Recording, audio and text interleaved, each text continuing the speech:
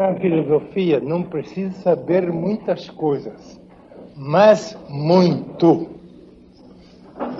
Não multa, sed multum, como diziam os romanos. Não muitas coisas em quantidade, mas muito em qualidade. Não precisa ser nenhuma enciclopédia, mas precisa ser lógico. Lógica 100%. Enciclopédia não precisa 100%. Então vamos tratar outra vez da lógica. Porque sem lógica não se pode fazer filosofia. A lógica é a verdade. A verdade é. O que é que vocês entendem por verdade? Hein? O que é que vocês entendem por verdade? Graças a Deus. Muitos confundem a verdade com a realidade. É verdade, né? Saber Deus está dentro da gente. É bonito o contraste com... A verdade é a perfeita harmonia entre o meu pensamento e a realidade.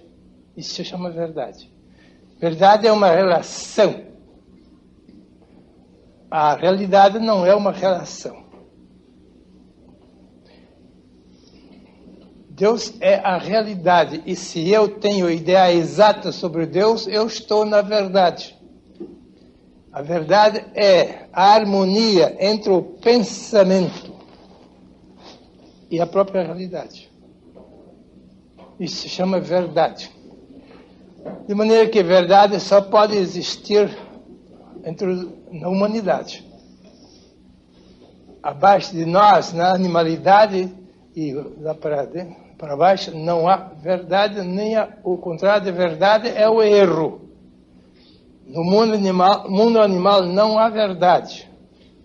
E não há erro. Há somente ignorância. Ignorância é a ausência da verdade e do erro. O animal não pode estar em erro. E o animal não pode estar na verdade. O animal só está na ignorância. Ignorância é uma coisa neutra. Verdade é uma coisa positiva. E erro é uma coisa negativa. Pode compreender isto? Ignorância é um estado neutro. Incolor, neutro. Verdade é um estado positivo, a harmonia entre o meu pensamento e a realidade, nós chamamos a verdade. A desarmonia entre o meu pensamento e a realidade, isso nós chamamos erro. Nós podemos estar na verdade e nós podemos estar no erro. Mas o animal só pode estar na ignorância. Bem, então vamos aplicar estas duas coisas nos casos. Sendo que a filosofia é essencialmente antropocêntrica, no centro da filosofia está o homem, o antropos. Homem conhece até a ti mesmo. Isso é a filosofia. No centro da ciência está o cosmos.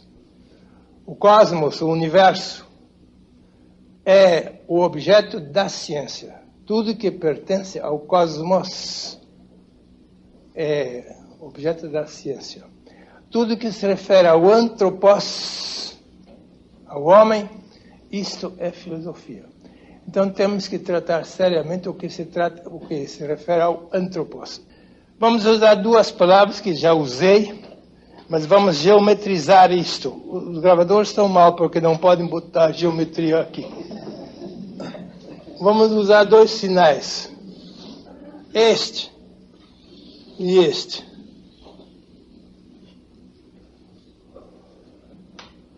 Isto são duas linhas retas cruzadas. A linha reta foi sempre o símbolo da essência. E a linha curva foi, desde tempos antigos, o símbolo da existência. Isto foi usado no Egito, dos faraós, foi usado na Índia e em outros países. a linha reta foi sempre usada como o infinito. E a linha curva foi sempre usada como o finito. Isto nós chamamos a essência. Isto nós chamamos a existência. Aqui está a essência, que também podem chamar o infinito. Mas vamos usar a palavra essência melhor. O ser. Isto não é o ser, isto é o existir. Bem, agora, no Egito se usava isto para essência. Na Índia, simplificaram, usaram isto, linha reta. Ainda mais simplificado. E colocavam um círculo ao redor. Isto era essência e existência na Índia antiga. Daí vieram depois os nossos números, erradamente chamados arábicos. Os números nos vieram da Índia, porque a Índia sempre foi o país da filosofia. Na Índia tudo já nascem os filósofos. Então eles usavam o infinito em forma de linha reta e o finito em forma de círculo, e os dois então davam essência e existência. E você pode multiplicar as existências quanto quiser, mas a essência não é atingida por isto. Isto nos veio da Índia, porque a Índia foi sempre o país do pensamento. Agiram um pouco por fora, mas pensaram muito por dentro. Então, voltaremos a isto mais tarde, ao símbolo da essência da existência na Índia. Primeiro vamos ficar no Egito. No Egito se usava a cruz como essência. Duas linhas cruzadas, uma vertical, outra horizontal, mas sempre linhas retas. Por que linhas retas? Seja linha reta simples ou linha reta cruzada, é linha reta. Porque a linha reta não volta sobre si mesma. A linha reta não volta sobre si mesma. Foge por aqui e foge por aí. Não volta. Isso se chama infinito. Infinito quer dizer não acabado. Isto não acaba nunca. Isto aqui não acaba nunca. Vocês podem continuar essa linha reta por bilhões e bilhões e bilhões de quilômetros, ela nunca volta sobre si mesma. Isso se chama inacabado. Em latim, infinito. Não finido. Uma linha reta é infinita. Agora, toda linha curva é finita. Porque ela acaba logo. Ela parte de um ponto e volta sobre o ponto de partida. Toda linha curva, seja pequena ou grande, não interessa. Se vocês fazem uma linha curva, cedo ou tarde ela volta sobre si mesma. Este de voltar sobre si mesmo se chama finito, acabado. O finito é o acabado e o infinito é o inacabado. Por isso os filósofos do Egito e da Índia fizeram muito bem em usar a linha reta como infinito. Porque a linha reta é um inacabado. A linha curva é sempre um acabado. Acaba cedo ou tarde, mas acaba. O fim coincide com o princípio na linha curva. Na linha reta não há um fim e não há um princípio propriamente, porque isto aqui deve ser continuado indefinidamente e aquilo deve ser continuado. Bem, agora vamos fazer a junção desses dois símbolos, porque nós temos que usar muita geometria. Pitágoras, 5 séculos antes de Cristo, disse: Deus geometriza no universo. Frase célebre de Pitágoras, o grande iniciado. Deus faz geometria no universo. Quer dizer, ele já viu que todo o universo é uma perfeita geometria. Está tudo feito com absoluta precisão. Então Deus faz geometria no universo. Vamos fazer um pouco de geometria também.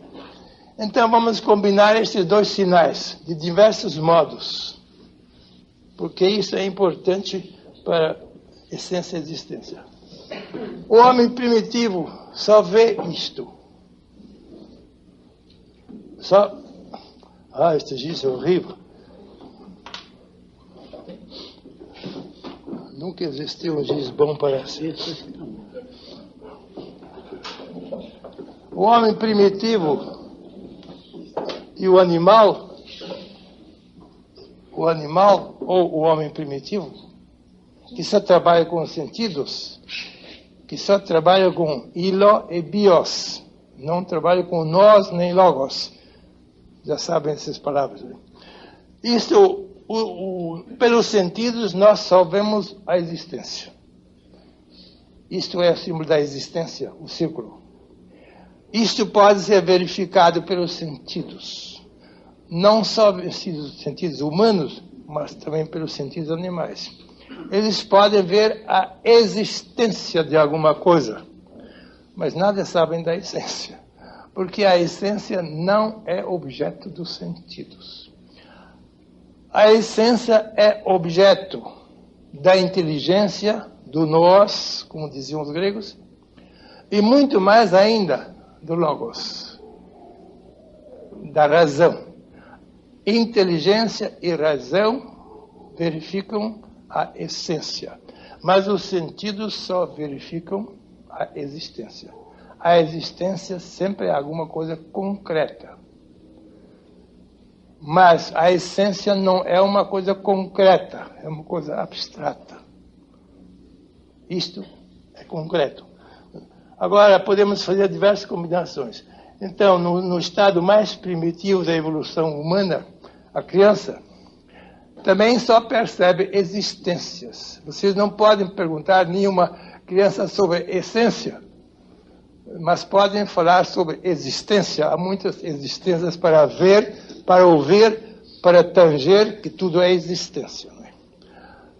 Agora, quando o homem progride e chega ao plano da inteligência, ele descobre que acima da existência há uma essência.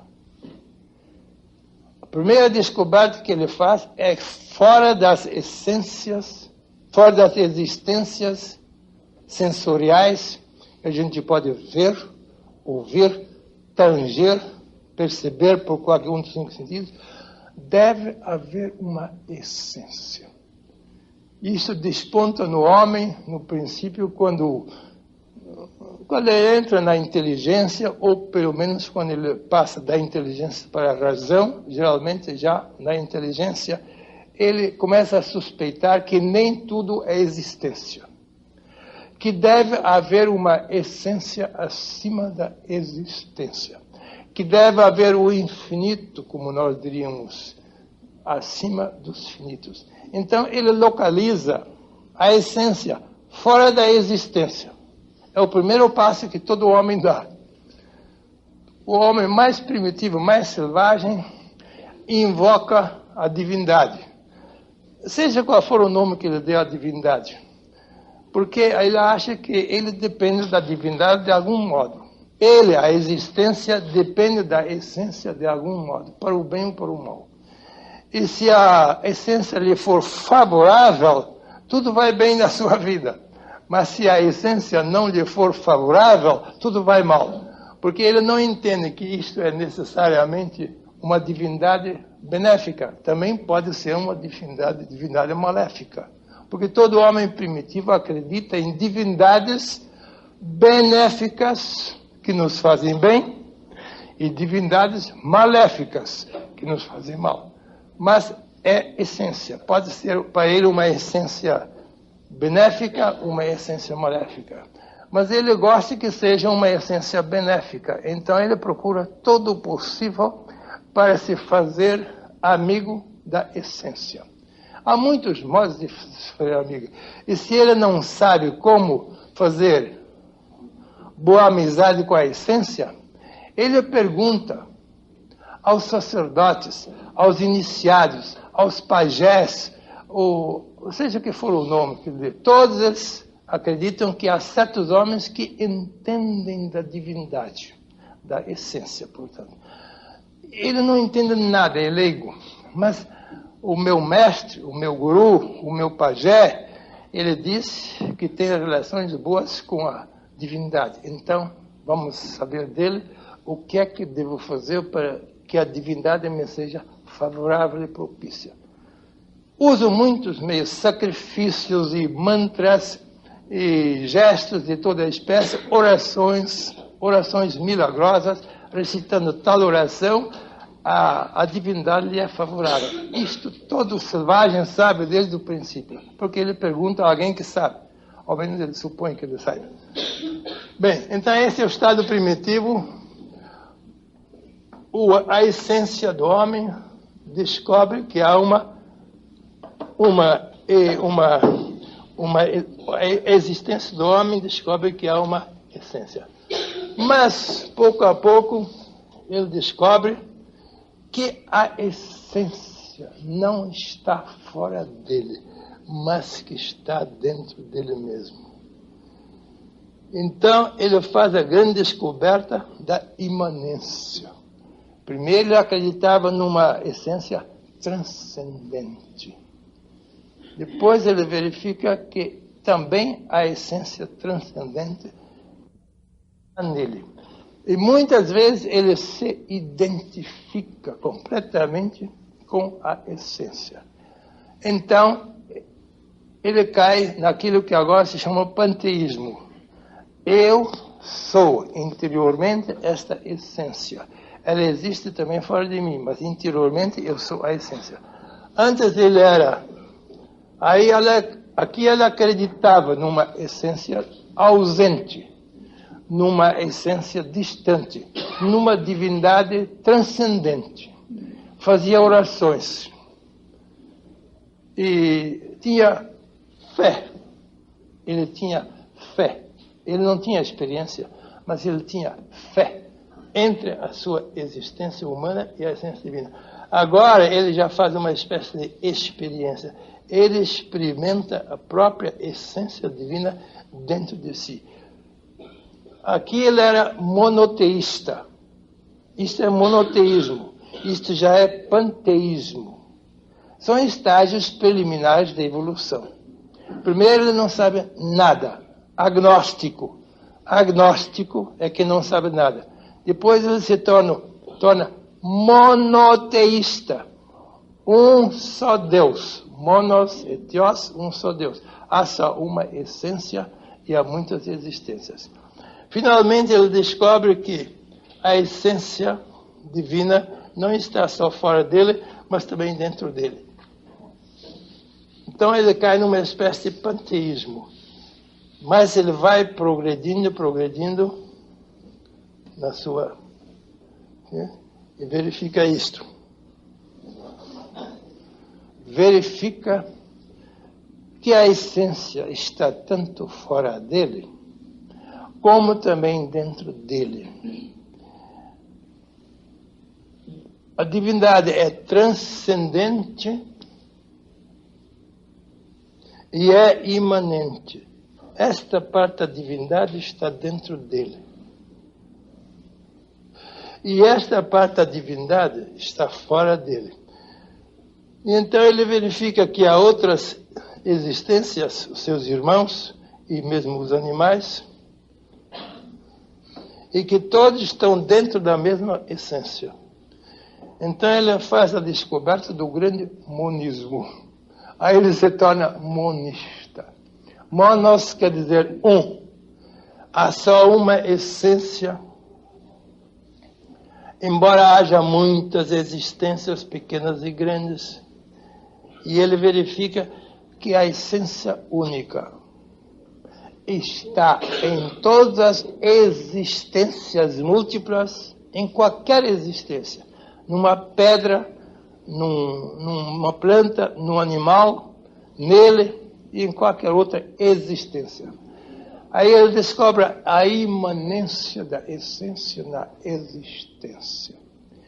E ao mesmo tempo ele verifica outra coisa, que todas as existências são seus irmãos. Porque os círculos são todos irmãos entre si. São todos círculos pequenos e grandes, criaturas pequenas ou grandes, existências pequenas ou grandes, nós somos todos irmãos entre nós. Nós somos uma grande família de irmãos, mas temos só um pai. O pai é a essência e os círculos são as existências. Aí ele descobriu a coisa fundamental da vida humana: a mística e a ética. A mística e a ética. Viu? A mística é a paternidade única da essência e a ética é a fraternidade universal das existências. Isto todo homem pode descobrir mesmo sem livro. Mesmo um analfabeto descobre isto pouco a pouco. Se ele deixa agir a sua natureza humana e não a obstrui de todos os modos, então ele descobre: existe uma única divindade suprema, uma única essência, uma única realidade, e todos nós somos filhos, de algum modo, filhos ou emanados da essência, somos existência. E por isso, entre nós somos irmãos. Isto ele descobre. Essa transcendência, que é essa parte aqui, essa parte fora do círculo, ele não descobre tão facilmente. Isso ainda é um resíduo do monoteísmo, porque no princípio ele é monoteísta e agora ele já é monista. Se ele fosse isto aqui, ele seria panteísta. Se ele não fizesse a transcendência maior, a transcendência da essência, maior do que a existência ou as existências, então ele estaria no panteísmo. Então a soma total das existências seria igual à essência. Isto é que nós chamamos monismo, panteísmo hoje em dia. Mas quando ele sabe que a existência, a essência, em qualquer hipótese,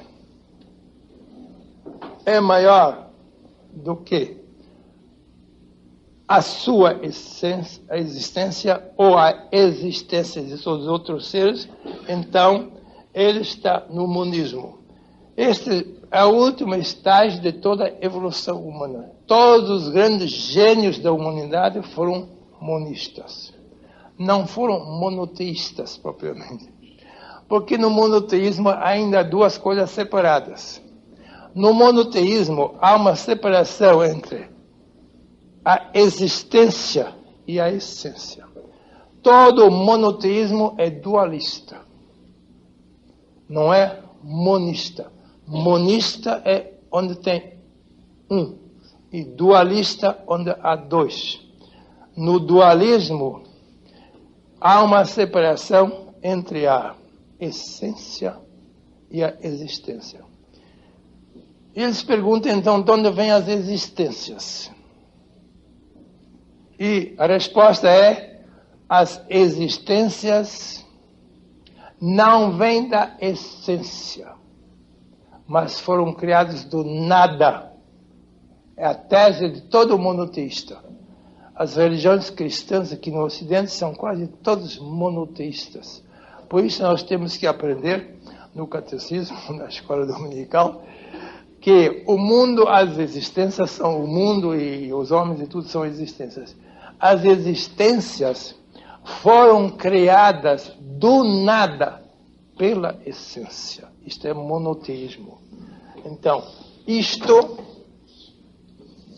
existia no princípio, mas não havia ainda existências. Depois, a essência fez isto aqui. Criou uma porção de existências fora de si. Tudo isso agora é uma essência com muitas existências, mas há criação aqui. Criação é quando a essência produz as existências não de dentro da essência, mas do nada. Como do nada se pode fazer alguma coisa, isso ninguém explica. Mas ele supõe isto. no monismo, nós não admitimos que a essência tenha criado as existências do nada. Mas de quê? De onde vieram as existências? Vieram de dentro da essência. A essência, que é infinita qualidade, produz as existências que são quantidades finitas. A qualidade infinita, que é a essência, pode produzir quantidades finitas sem conta. Isso não se chama, então, criação, chama-se emanação. Todo monista crê que as existências finitas emanaram da essência infinita. Emanar, palavra latina, ex manare, manar ou fluir fora. As existências fluíram, manaram em latim. Fora, ex. Desapareceu o X, ficou E. Emanar, ex-manar, fluir para fora. Quer dizer, todas as existências finitas estão contidas na essência infinita. E foram produzidas de dentro da essência. Não foram produzidas pela essência, mas da essência. É importante essa. Na criação, o mundo foi criado por Deus. Na emanação, o mundo foi criado de Deus. Os monoteístas não gostam que se seja monista, porque dizem que é muito perigoso ser monista. Por que é perigoso? É lógico. O monismo é o pensamento mais lógico que há na filosofia. Que o infinito da essência produza de dentro de si todas as existências finitas. Isto é 100% lógico. Mas os monistas, os monoteístas, digo, não aceitam isto. As igrejas cristãs geralmente não aceitam monismo. Só aceitam monoteísmo. Porque eles dizem que é muito perigoso. Eticamente pernicioso. Eticamente, não metafisicamente errado, mas eticamente pernicioso. Por quê? Porque eles dizem, se eu acredito que eu vim de dentro de Deus, e se um animal veio também de dentro de Deus, e se uma planta veio de dentro de Deus, e que uma pedra veio de dentro de Deus, que emanou da divindade, então há o perigo de eu dizer que eu sou Deus. E dizer que um animal é Deus, e que uma planta é Deus, e que uma pedra é Deus.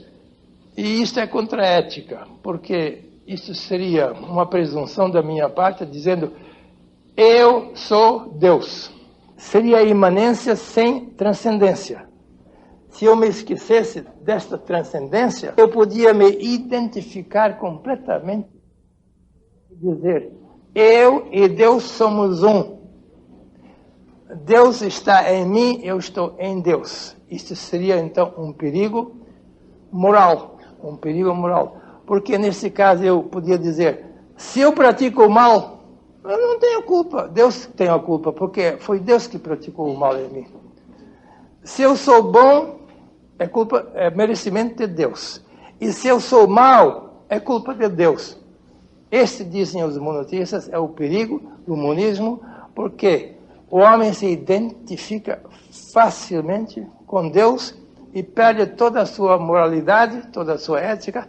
Ele não se sente mais responsável pelos seus atos. Porque ele atribui os seus atos a Deus. Deus me obrigou a fazer este bem e Deus me obrigou a fazer este mal. Isto dizem os monoteístas, por isso não vamos aceitar monismo, porque é moralmente perigoso. Parece que uma presunção da parte do homem dizer que é Deus. Agora, isto pode acontecer no caso que o homem se esqueça da transcendência. Por isso o maior dos mestres disse, eu e o Pai somos um. Eu, o Cristo, e o Pai, ele chama isto o Pai. A essência é sempre o Pai para ele. Eu, o Jesus, o Cristo, eu, e o Pai, isso é o Pai para ele. Somos um, porque o Pai está em mim. Estão vendo que o Pai está em mim? A essência é o Pai. E eu estou no Pai. Mas, felizmente, ele acrescentou, mas o Pai é maior do que eu. O Evangelho é uma profunda filosofia. Imagina se não tivesse acrescentado, mas o Pai é maior do que eu. Aí ele se salvou do panteísmo. Aí ele entrou no monismo puro. Ele não está no monoteísmo. O Evangelho não é monoteísta. Bem, isso nós temos que aprender na teologia, que ele é monoteísta, mas não é verdade.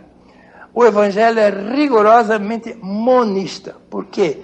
Se a essência está em mim, e se eu estou todo na essência, então, isso é monismo. Mas podia ser panteísmo, neste caso. Não acrescentando, mas a essência é maior do que a minha existência, aí não estamos mais no panteísmo, aí estamos no puro monismo. Por isso, todo gênio verdadeiro, na sua evolução ascensional, tem que chegar cedo ou tarde ao monismo. Monismo absoluto. O monismo é a última palavra da evolução mental e espiritual do homem. Mas muitos não chegam até o monismo e param no panteísmo porque se esquecem da transcendência e só veem a imanência e então se identificam sem mais nem menos com a divindade. E dizem, eu não sou responsável por nada. Deus é responsável por tudo que faz. Se eu sou bom, não sou eu que sou bom, é Deus que é bom. E se eu sou mau, não sou eu que sou mau, é Deus que é mau. Porque se a identificação é completa, então segue isto. Isso seria, então, o fim da moralidade, o fim da responsabilidade. Bem, podemos apresentar esta mesma ideia de outro modo ainda, por meio do prisma também dá. Vamos imaginar um prisma. Um prisma é mais ou menos isto. Um prisma. E um raio de luz incolor entra aqui por esse lado no prisma. E sai do outro lado, mas não em linha reta. Ele sai assim, em linhas quebradas. Sai em 7 cores aqui do outro lado. Porque o vidro triangular aqui, porque um prisma sempre tem 3 lados, é desviado, a linha reta e incolor é desviada por causa da forma do prisma, e do outro lado ela sai, não em forma de luz branca. Nós dizemos luz branca, mas não é branca, vamos dizer incolor. Aqui é incolor, e aqui é multicor. Nós só vemos 7 cores. Mas não tem só 7, tem milhões de cores do outro lado. As outras cores escapam à nossa retina visual. Pode-se verificar por meio de instrumentos muito apurados, mas nós não podemos verificar pela vista natural, pela retina, os 7 cores. Nós vamos verificar as outras cores, vemos as 7. Geralmente aqui em cima tem o vermelho. O vermelho está deste lado, menos desviado. E o violeta está deste lado, mais desviado. Do vermelho até o violeta, para nós, tem 7. Tem milhões, mas nós vemos só 7. Para cá ainda tem o infravermelho, que nós não vemos. Alguns animais enxergam muito bem o infravermelho. As abelhas, dentro da sua colmeia, trabalham em completa escuridão, as abelhas nas colmeias. Para eles não é escuro. Porque eles veem os raios infravermelhos. E até os ultravioletas aqui. Aqui, nós chamamos isto ultravioleta. Nós não vemos o ultravioleta, que é para além do violeta, e não enxergamos o infravermelho. O infravermelho são ondulações grandes e o infravioleta são ondulações muito curtas. Bem, então, podemos fazer o jogo com este prisma. Aqui agora estaria a essência. Aqui temos que pôr a essência. E aqui as existências. As existências. Naturalmente não são 7, são milhões. Mas a essência é sempre uma. Aqui só pode haver uma única essência que produz muitas existências. Aqui é muito clara a ideia da emanação, porque o multicor emanou, fluiu de dentro do incolor. Parece estranho que o multicor possa ser um efeito do incolor. Se no incolor não existe nenhuma cor, como é que pode sair tantas cores do outro lado? É uma ilusão nós dizer que aquilo é incolor. A luz branca não é incolor, ela é onicolor, em vez de unicolor. A luz branca é oni, tudo, color. Ela contém todas as cores. Mas, como estão todas as cores juntas, para nós parece ser incolor. Quer dizer, a plenitude das cores dá a ausência das cores. Que coisa estranha. Pensem sobre isso. A totalidade das cores está contido na ausência das cores. No nada das cores, que é o incolor, está contido a totalidade das cores. As cores do destilado se desdobraram. Aqui as cores estão todas juntas. Aqui é a soma total de todas as cores, e isto para nós dá o efeito de incolor. Potencialmente todas as cores estão aqui. Potencialmente. Atualmente estão só aqui. O prisma então faz esta divisão estranha, faz da cor potencial do incolor uma faixa de multicor de cores atuais. Exatamente a essência contém todas as existências, mas não em forma de existências. Potencialmente a essência contém todas as essências, as existências. Vamos pensar sobre isso. Na essência estão contidas todas as existências. Não em forma atual, não em forma de miniatura, de maquete. Não. A potencialidade não é uma miniatura. A potencialidade é a capacidade de produzir a atualidade. Mas as atualidades não estão enfechadas dentro da potencialidade. Precisa ter uma ideia exata. A potencialidade quer dizer, ela tem a capacidade de produzir as existências. E as existências estão contidas na essência, mas não em forma de existência, em forma de potencialidade. Bem, esses dois nós podemos usar para esclarecer mais ou menos o que nós entendemos por essência e existência.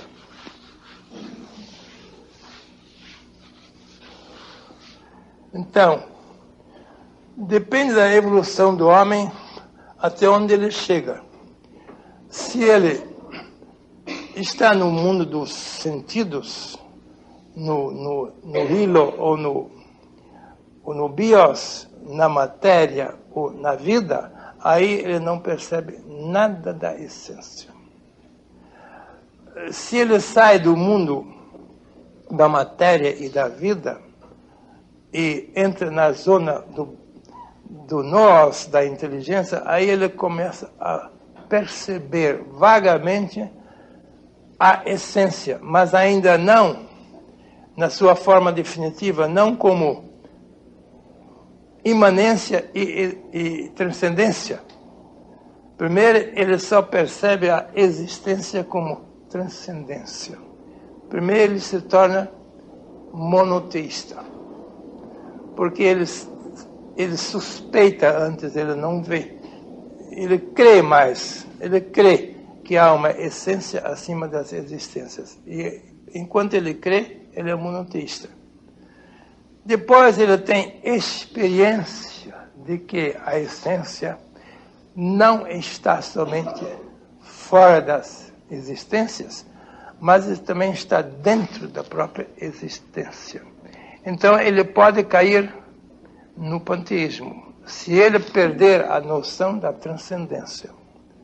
Mas se ele depois unir a transcendência com a sua imanência, aí ele chega ao ponto final da sua evolução, ao monismo absoluto. E aí não há mais perigo de ele atribuir à essência os seus atos. Não, os atos são da existência. O que ele faz, de bem ou de mal, não é da essência. O que ele faz, de bem ou de mal, como existência, como criatura, isto ele não pode atribuir à essência, porque a essência não o obriga a fazer o bem, nem o obriga a fazer o mal. A essência é completamente neutra. A essência é incolor. Voltemos ao prisma. A luz incolor não obriga nenhuma cor a ser verde, a ser azul, a ser amarelo. A luz incolor tem apenas a potencialidade, mas ela não tem a atualidade. Se as cores aqui deste lado são verde, azul, vermelho, etc., isto não é por causa da luz incolor, isto é por causa do prisma. E que é o prisma? O prisma é a nossa personalidade. O prisma se pode identificar maravilhosamente com a nossa personalidade humana. 3 lados. O prisma é sempre de 3 lados. E a nossa personalidade humana não é 3? Não é material, mental e emocional, que já dissemos tantas vezes na filosofia? O meu ego humano é tríplice. O meu ego humano é material, mental e emocional. É exatamente o triângulo do prisma. Se então a essência da luz incolor passar através do prisma triangular da minha personalidade humana, do outro lado aparecem diversas cores. Quem é responsável por essas cores não é a luz incolor, porque na luz incolor não tinha verde, não tinha vermelho, não tinha azul, não tinha nada disto. Quem fez estas cores foi o prisma. Quer dizer, a nossa personalidade humana é responsável pelos nossos atos, sejam bons ou sejam maus. Essa comparação é muito ilustrativa. De maneira que não podemos atribuir à essência o fato de nós sermos bons. Também não podemos atribuir à essência o fato de nós sermos maus. A essência não nos obriga a sermos bons e não nos obriga a sermos maus. Quem nos faz bons ou maus é a nossa personalidade humana. Eu sou responsável pelos meus atos bons, virtuosos, e eu sou responsável pelos meus atos maus, pecaminosos. Isto, já estamos fora do panteísmo, mas se eu atribuísse o ser bom e o ser mau à luz incolor e não ao prisma triangular, então eu cairia no grande erro de atribuir à luz incolor o fato de eu ser verde, ou azul, ou vermelho, ou violeta, que são as diversas virtudes, os diversos vícios, vamos dizer. Mas aí nós caímos no erro de atribuir à essência uma atividade personal e individual. A essência é neutra em si. Ou como dizia Nietzsche, o filósofo alemão, Deus está para além do bem e do mal. Levaram-lhe muito a mal de ter dito isto, mas é uma grande verdade. Deus está para além do bem e do mal. Deus não é bom e Deus não é mal no sentido humano, sim em outro sentido. Porque se nós dizemos bom, então nós dizemos coisa positiva. E nós dizemos mal, então entendemos coisa negativa. Se dizemos luz e treva, entendemos luz é coisa boa e treva é coisa má. Nesse sentido, não, Deus não é bom nem mal. No sentido ético, moral, Deus não é bom nem mal. Deus, eticamente, é neutro. O neutro contém em si as potencialidades do bem e do mal, mas o neutro não é bom e não é mal em forma atual, só em forma potencial. Quer dizer, a luz branca